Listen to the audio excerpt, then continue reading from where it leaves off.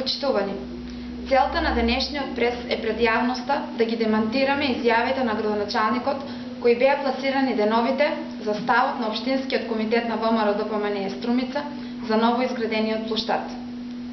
Општинскиот комитет на ВМРО-ДПМНЕ Струмица нема негативен став кон ново изградениот изглед на плоштадот Гоце Делчев во Струмица и ја поздравува секоја инвестиција која значи општо добро за граѓаните.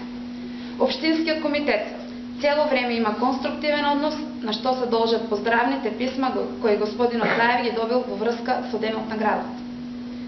Она на што реагираше Општинскиот комитет беше чинот на пуштањето на плоштадот од страна на господинот Бранко Црвенковски.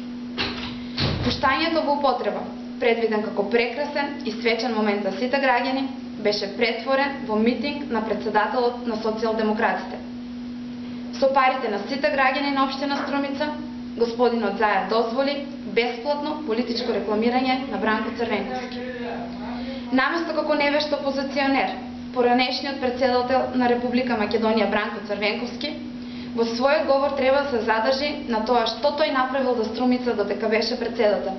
Или, например, бидејќи и самиот е пензионер, да се задржи на подобрувањето на животот на пензионерите во градот со пуштањето на новиот плоштад.